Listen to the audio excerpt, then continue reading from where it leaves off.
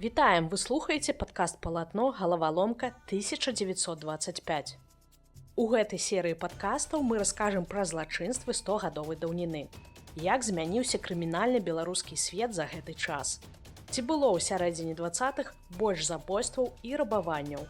Як беларусы змагаліся супраць злачынцаў і чаму самі ўставалі на злачынны шлях? У першым эпізодзе мы пагаворым пра тое, якім для беларусаў аказаўся цэлы 1925 год. Важная дэталь. Мы расказваем выключна пра здарэння, якія адбыліся на тэрыторыі заходняй Беларусі, якая на той час уваходзіла ў склад Польшчы. Злачынствы сілавікоў і палітычныя працэсы. Навагодняя ноч у грудні 1925 год. Танцавальная зала поўная людзей. Музыкі граюць, пары кружацца ў танцы. Ніхто нават не падазрае, што праз некалькі хвілін вечар ператворыцца ў трагедыю. Паліцэйскі Мечыслаў Латоўскі ўрываецца ў залу з рэвальверам у руках. Ён хапае сваю каханку за руку, штурхае яе партнёра і крычыць: «Думаеш, я не зраблю гэтага?» Стрэлы, крыкі, паніка. І гэта толькі пачатак нашага аповеда. Гісторыя Мечыслава Латоўскага абсалютна тыповая для таго часу. У людзей, якія служылі ў сілавых органах, заўсёды пры сабе была зброя. Часам яны станавіліся не толькі абаронцамі, але і злачынцамі. Падобная гісторыя адбывалася ў Брэсце праз некалькі дзён пасля Новага года. У брэсцкім рэстаране вайсковец патрабаваў, каб выступіла адна артыстка кабарэ, а пасля адмовы тройчы ударыў шабляй па галаве другога артыста. У мясцовай прэсе папаўзлі чуткі, што цяпер вайскоўцам увогуле забароняць наведваць рэстараны з кабарэ, але не забаранілі.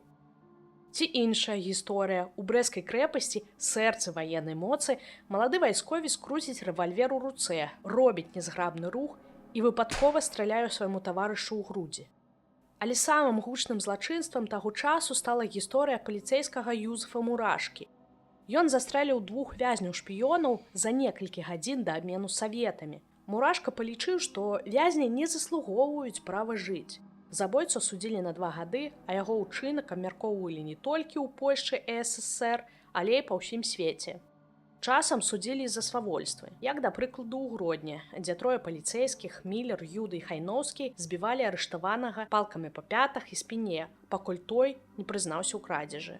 На судзе яны сцвярджалі, што ў арыштаванага проста здарыўся эпілептычны прыпадак. Аднак доктар не пацвердзіла іх словы, а паліцэйскіх асудзілі. Свавольстваў з боку паліцэйскіх у заходняй Беларусі хапала. Паліцэйскія неаднаразова рабілі ператрусы і шукалі камуністаў. 4 гады, як закончылася вайна супраць савецкай Расіі, якая дагэтуль працягвала дасылаць на польскую тэрыторыю дыверсантаў, арганізоўваць і фінансаваць тэрарыстычныя акты ў Польшчы. Пад асаблівай увагай была ўся тэрыторыя так званых крэсаў усходніх і, вядома, беларусы. Напрыклад, падчас аднаго з ператрусаў у Маладзечні паліцэйскія спрабавалі адшукаць хоць які-небудзь кампрамат на мясцовага жыхара Яна Бондара. У доме нічога не знайшлі і загадалі яму лезці пад печ, можа, там што схавана. Бондар пажартаваў, што там можа быць схаваны кулямёт. За гэта яго збілі, назвалі камуністам і забралі бялізну. Праўда, бялізну назаўтра вярнулі. Часам паліцэйскія праводзілі вялікія рэйды і арыштоўвалі дзесяткі, нават сотні чалавек за раз. Звычайна пасля нейкіх дэманстрацый ці развешвання чырвоных сцягоў у мястэчках. Зняволенне працягвалася некалькі гадзін і нярэдка падчас іх арыштаваных збівалі і дамагаліся ад іх прызнанняў. Пажадана ў тым, што працуюць на Расію. Часам пад катаваннямі такія паказанні даваліся, а пасля ствараліся палітычныя працэсы, па якіх асудзілі дзясяткі беларусаў. Самым гучным, але не адзіным за 1925 год быў працэс 72. У далейшых эпізодах мы раскажам пра яго падрабязна. Калі некалькі дзясяткаў беларусаў судзілі за партызанскую дзейнасць і забойствы з нападамі. Але давайте вернемся да сілавікоў. Злачынствы ўнутры сістэмы не заўсёды былі звязаныя з гвалтам. Летам 1925 года ў Гродні асудзілі пракурорскага чыноўніка Браніслава Кухарскага. Той скраў 456 тысяч марак, грошы, што былі рэчавымі доказамі ў крымінальных справах. І што самае дзіўнае, атрымаў за гэта ўсяго год пазбаўлення волі. Як думаеце, чаму так мала? Цяжкая праца ў заходняй Беларусі для паліцэйскіх і вайскоўцаў спалучалася не толькі з перавышэннем паўнамоцтваў. Часам сілавікі не маглі справіцца са сваім эмацыянальным станам і здзяйснялі самагубствы. Мы ўжо згадывалі Мечыслава Латоўскага, які застрэліўся ў навагоднюю ноч праз каханне. У Гродні ўсяго праз тыдзень адбылося другое самагубства. Юнак Томаш Абухоўскі застрэліўся з-за таго, што яго не ўзялі ў вайсковую школу. Старэйшы турэмны ахоўнік брэсцкай турмы ўвесну забіў сябе стрэлам з рэвальверу. Самагубствы здараліся не толькі сярод паліцэйскіх і вайскоўцаў. Звычайныя цывільныя людзі таксама іх здзяйснялі. Напрыклад, у Мастах мужчына паскардзіўся ў паліцыю, што на яго напалі бандыты. Сярод доказаў паказваў рану на галаве, але пазней высветлілася, што мужчына спрабаваў сябе забіць стрэлам у галаву з вырабленага ім самім ружа, але толькі параніў сябе. За захоўванне зброі ў тыя часы можна было надоўга сесці ў турму, а ў Брэсце мужчына скончыў жыццё самагубствам праз тое, што яго звольнілі з піларамы за крытыку начальства. Здараліся самагубствы вязняў турам. У Брэсце атруціўся вязень Арцём Елішаў, які знаходзіўся больш за паўгода за кратамі. Перад гэтым мужчына застрэліў медсястру ваяводскага шпіталя і чакаў судовага працэсу. Што прымушала людзей ісці на такі адчайны крок? Пасляваенны стрэс, фінансавыя цяжкасці, безвыходнасць. У той час людзі жылі ў цяжкіх умовах. Жанчыны часцей выбіралі воцатную эсэнцыю, а мужчыны страляліся ці вешаліся. Прычыны ва ўсіх былі розныя, ад кахання, якое ў газетах таго часу называлі хваробы святога Валенціна, да невылечнай хваробы ці цяжкага фінансавага становішча. Самагубствы гэта не толькі асобныя трагедыі, але і люстэрка складанага часу, калі людзі не знаходзілі падтрымкі і дапамогі ні ў грамадстве, ні ў сям'і, ні ў дзяржавы. Забойствы дзяцей. У сярэдзіне 1920-х беднасць і безвыходнасць часта станавіліся спадарожнікамі мацярынства. Калі ў вашай сям'і з'яўлялася яшчэ адно дзіця, гэта магло прывесці да галечы або знішчыць усе зберажэнні. Аборты былі пад забаронай, сацыяльнай падтрымкі амаль не існавала, і некаторыя жанчыны ішлі на сапраўды жахлівы крок. Забітых немаўлят знаходзілі паўсюль. У Бераставіцы пры дарозе ляжаў труп немаўляці, абгорнуты ў тканіну. У Драгічыне арыштавалі жанчыну за забойства нованароджанага дзіцяці. У Бярозе знайшлі на замёрзлай рацэ цела немаўляці, хутчэй за ўсё яго скінулі з моста. У Брэсце немаўля знайшлі закапаным, а папярэдне задушаным. У Брэсце жанчына задушыла свайго 3-месячнага сына, а пазней прывезла цела дзіцяці ў дом да пані, у якой працавала, і пакінула яго там. Дзетазабойцу арыштавалі, калі тая спрабавала ўцячы з гораду. Што прымушала жанчын здзяйсняць гэтыя забойствы? Няўжо толькі беднасць? Ці маглі на гэта паўплываць грамадскі ціск, адсутнасць выбору ці нават забабоны таго часу? Часам у дзетазабойстве заставалася вінаваты не адна жанчына, а яе сям'я. Напрыклад, у брэсцкім павеце Катажына Шурава разам з маці забіла нованароджанае дзіця. Летам 1925 года Гродзенскі суд прыгаварыў жанчыну па прозвішчы Салалейка да года турмы за забойства дзіцяці. Высветлілася, што жанчыну згвалцілі, і яна лічыла, што яе дзіця – гэта яе ганьба. Казала, што падчас забойства была ў роспачы і не разумела, што рабіла. Колькі такіх трагедый засталося невядомымі. Колькі жанчын зламаліся пад цяжарам абставін. Сямейныя сваркі. Злачынстваў на бытавой глебе было вельмі шмат, ад простых скаргаў у паліцыю да крывавых сварак і забойстваў. Напрыклад, у Гродні мужчына заявіў пастарынук на жонку, якая пайшла ў касцёл і не вярнулася. Высветлілася, што яна закахалася ў нейкага хлопца і вырашыла не вяртацца да любімага мужа. У Лунінцы гаспадар буфета на чыгуначным вакзале Мечыслаў Самбульскі спрабаваў застрэліць жонку Марыю. Падзеі адбываліся ў цэнтры горада на плошчы. Жанчыну змаглі выратаваць, а Самбульскі пасля казаў, што пайшоў на гэта праз адчай і моцнае нервовае расстройства, да якога яго нібыта давяла жонка. Падобны выпадак адбыўся ў Брэсце. Тэадор Бельскі моцна пасварыўся з жонкай і пры гэтым быў нецвярозы. У нейкі момант мужчына проста стрэліў сігнальнага пісталета жонцы ў твар. Адна з сямейных сварак дайшла да забойства. Здарылася гэта ў Столінскім павеце. Мясцовы жыхар падчас сваркі з жонкай забіў яе, а труп скінуў у раку. У Камянцы памерла дзяўчына Марыя Клішевіч пасля таго, як з'ела купленае мяса. Яе сёстры, якія таксама елі тое мяса, выжылі, хоць і доўгі час аднаўляліся. Падазравалі, што мяса спецыяльна атруціў прадавец, які быў закаханы і адрынуты Марыяй. У Драгічынскім павеце нейкі мешкавец расстраляў Аксенію і Пантялея Рыбакоў. Аксенія памерла на месцы, а Пантялей быў цяжка паранены. Высветлілася, што раней мешкавец сустракаўся з Аксеніяй, але тая выйшла замуж за Пантялея. Яшчэ адна катэгорыя сямейных сварак на святах. У красавіку ў 1925 годзе ў адной з вёсак брэсцкага павету хрысцілі дзіця. На хрысціне сабралася шмат гасцей. Падчас імпрэзы Тэадор Бойка і Пётр Парафенюк пасварыліся і пачалі біцца. А пасля таго, як іх разнялі, у памяшканне заляцеў сын Бойкі, Мікалай, з карабінам у руках і застрэліў Парафенюка. У вёсцы столінскага павета браты Ян і Пётр Малей доўга спрачаліся паміж сабой, а потом першы з іх так цяжка збіў другога, што той памёр. Забойцу паліцейскі затрымаць не змаглі, таму ўжо крыху пазней Ян вярнуўся дадому забітага брата і кінуў унутр ручную гранату, на шчасце ніхто не загінуў. Можна дакладна сказаць, што за 1925 год мінімум паведамленняў пра злачынствы на сексуальнай глебе. Гэта не азначае, што іх не было, проста большасць не паведамляла пра здарэнні. Напрыклад, у вёсцы Драгічына трое мужчын згвалцілі 20гадовую дзяўчыну. Яна змагла выжыць пасля гвалту і паведаміла пра гэта паліцыі, толькі таму злачынцу затрымалі. А ў вёсцы Хойна, што на Піншчыне, Юзеф Дымер пахаваў трэцюю жонку, а пасля змусіў сваю 16гадовую дачку Антаніну спаць з ім.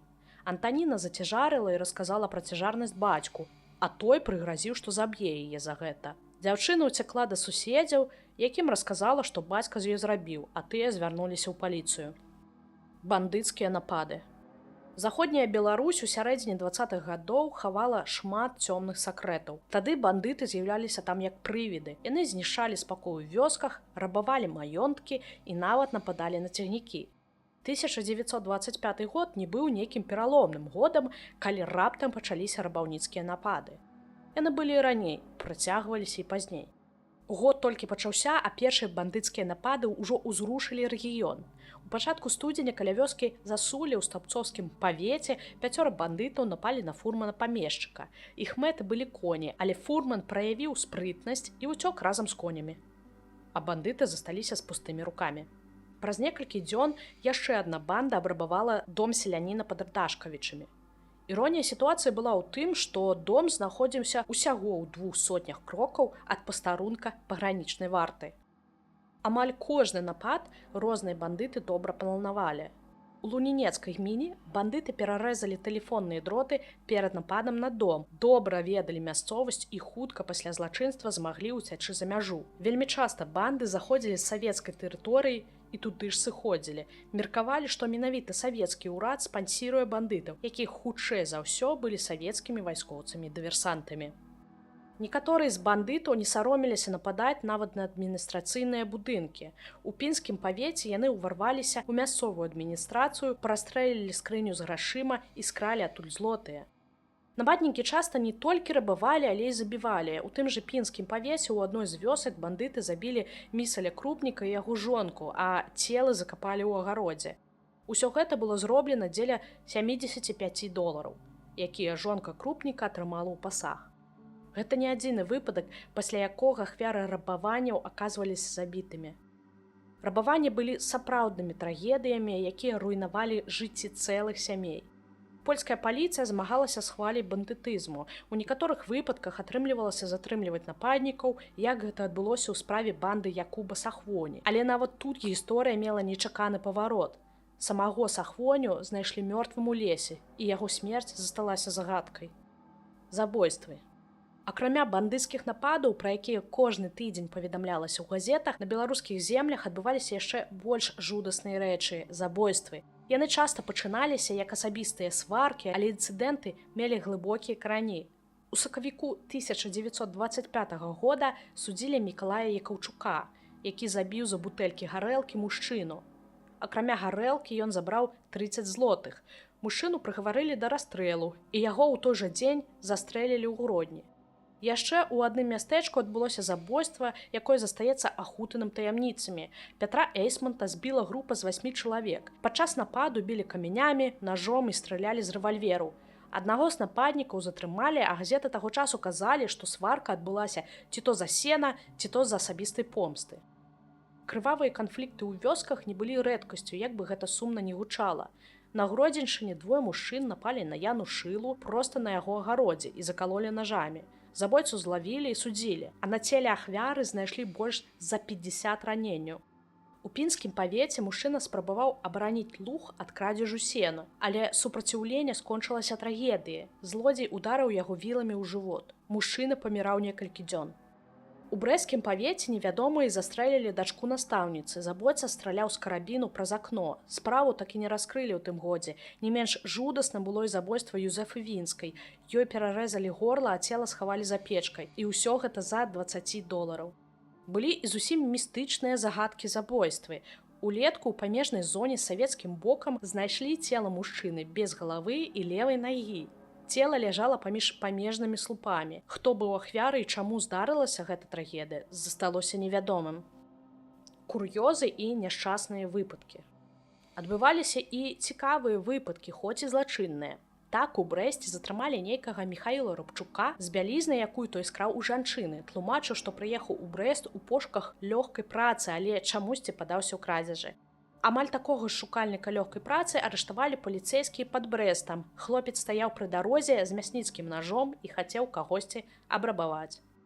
Працавалі на беларускіх землях і фальшываманетчыкі. Пра іх арышты вядома не шмат, але яны часам адбываліся. Увесну ў Камянцы падчас кірмашу паліцыя арыштавала 2 мясцовых жыхароў – Владзіміра Панько і Кірыла Малешку. У іх знайшлі падробленыя банкноты, якія рабіў Панько. Фальшываманетчыку затрымалі толькі праз тыдзень пасля таго, як яны заняліся такім бізнесам.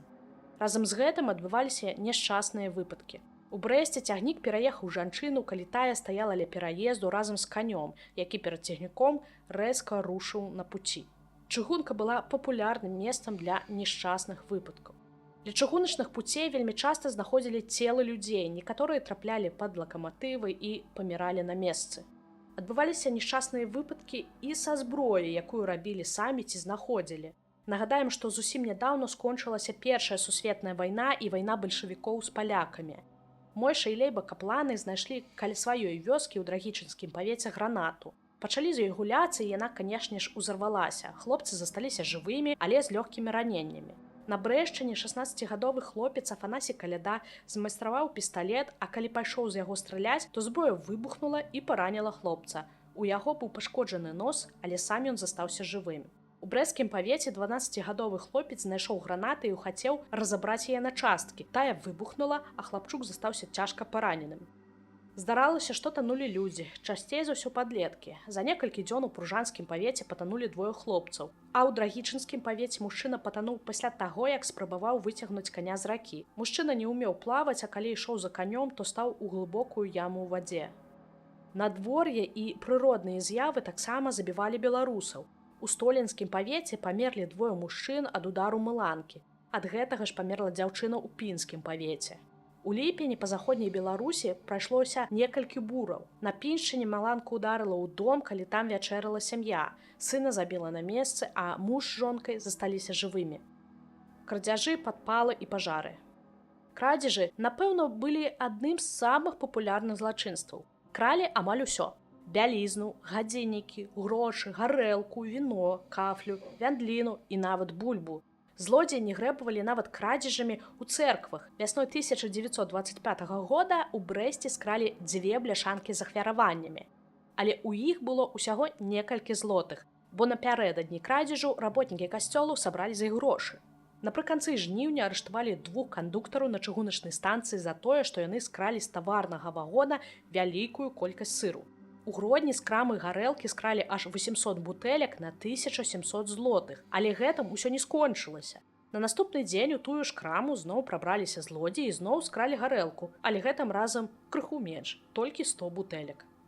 Пажараў у 1925 годзе таксама было шмат. Гэта былі і падпалы, і нешчасныя выпадкі, пажары па неасцярожнасці і праз надвор'е. Самымі запамінальнымі былі 2. Першы адбыўся ў ліпені ў Гродні. Тады гарэлі падвалы на складзе гарэлкі Лапіна ля плошчы Баторыя. Пажар пачаўся з-за работніка, які не патушыў запалку і паклаў яе ў карабок, але той загарэўся. Ён кінуў яго ў салому, якая імгненна загарэлася. Пажарныя прыехалі праз некалькі хвілін, але сваю працу не маглі выканаць якасна. Было шмат дыму, а сам будынак быў вельмі нізкі. Пажарным было вельмі складана там перасоўвацца. Другі выпадак здарыўся ў Століне напрыканцы ліпеня. Там адбыўся магутны выбух. Высветлілася, што мясцовы жыхар Хаскель Сендер захацеў спаліць бочку, у якой быў спірт. і падставіў да яе падпалены скрутак паперы. Вядома, у нейкі момант адбыўся выбух. У выніку правая нага Сэндера была раздробленая. Яго пры поўнай страце прытомнасці спрабавалі выратаваць у бальніцы, але той так і не прыйшоў у сябе і памёр на наступны дзень пасля выбуху. Былі і менш гучныя выпадкі, якія, тым не менш, пакідалі шмат бяды. У вёсцы Бушні ў Копрынскім павеце пасля магутнага пажару без дамоў засталіся 30 сямей. А ў Пінскім павеце згарэлі каля 30 пабудоў з-за таго, што мясцовы жыхар не патушыў папіросу. Здараліся падпалы і-за помсты. Улетку ў Кобрынскім павеце двойчы падпалілі адзін і той жа лес. Высветлілася, што за гэтым стаялі мясцовыя жыхары. Мясцовыя помсцілі егерам за тое, што тыя ахоўваюць дзяржаўны лес ад крадзежу. Ёсць яшчэ адна катэгорыя, а менавіта дарожна-транспартныя здарэнні. Ці шмат такіх было ў сярэдзіне 20-х, калі аўтамабілі былі толькі ў буйных гарадах. Аварыі здараліся, але адзінкі. Летам на шасэ Кобрын-Пружаны ехаў аўтамабіль з 9 маладымі людзьмі. У нейкі момант аўтамабіль наехаў на насып і праляцеў 20 метраў да тэлеграфічнага слупа, але кіроўца паспеў выруліць, машына ўдарылася аб слуп бокам. Ад удару слуп зламаўся, а аўтамабіль перакуліўся на бок. Машына цалкам была знішчана з аварыі, але ўсе пасажыры засталіся жывымі. У аварыі вінаватым назвалі кіроўцу, бо той быў п'яным. Дзякуй, што былі з намі. Гэта першы эпізод спецвыпускаў галаваломкі пра злачынства ў 1925 годзе. У наступным выпуску мы раскажам пра самае гучнае забойства, якое адбылося 100 гадоў таму ў Гродні. Забойства інжынера Юзефа Кёніга.